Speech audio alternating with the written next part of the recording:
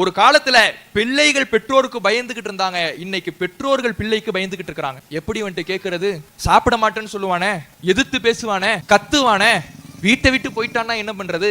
இந்த பயம்தான் அவர்கள் ஒரு ஆயுதமாக இதை பயன்படுத்தி கொண்டு தங்களுக்கு சாதகமாக பயன்படுத்தி கொண்டு இளைஞர்கள் தங்கள் போன போக்கில் சென்று கொண்டிருக்கிறார்கள். இனியும் நாம் கவனிக்க தவறுகிறோம் என்றால், நம் பிள்ளைகளை நாம் சரியான பாதையில் அழைக்காமல் இருக்கிறோம் என்றால், நம் பிள்ளைகளை இந்த சமுதாயத்தையே நாம் அழிவு பாதைக்கு கொண்டு போறோம்னு அர்த்தம். இந்த சமுதாய இளைஞர்களின் மாற்றம் எங்கே இருந்து ஆரம்பமாகணும்னா ஒவ்வொரு வீட்டிலிருந்து ஆரம்பமாகணும்.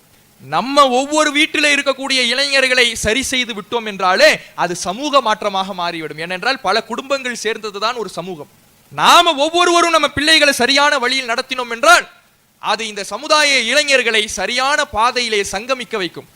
அத்தகைய முயற்சியை ஒவ்வொரு பெற்றோரும் எடுக்க வேண்டும். நமக்கு அன்ஃபுஸக்கும் வஅஹ்லீக்கும் நாரா, உங்களையும் உங்கள் குடும்பத்தாரையும் நரக நெருப்பிலிருந்து காத்துக் கொள்ளுங்கள் என்று அல்லாஹ் சொல்லுகிறானே.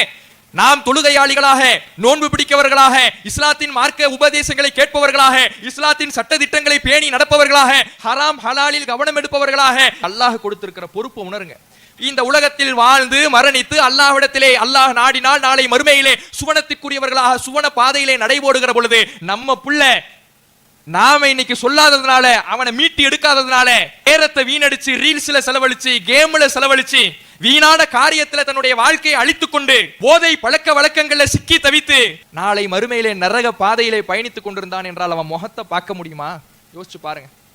என்னை ஏன் நீங்க தடுக்கல, என்னை ஏன் நீங்க மீட்டெடுக்கலன்னு நாளைக்கு நம்மளை பார்த்து கேட்டா நம்ம மனம் தாங்குமா? யோசிச்சு பாருங்க. அப்ப பெற்றோர்கள் பிள்ளைகள் விஷயத்துல தங்களுடைய பொறுப்பை உணர்ந்து அவர்களை நரகிலிருந்து மீட்க வேண்டிய பொறுப்பு நம்மை சார்ந்தது என்பதை உணர்ந்து நம் இந்த சமூக இளைஞர்களின் மாற்றத்தை ஒவ்வொரு வீட்டிலிருந்தும் துவங்க வேண்டும்.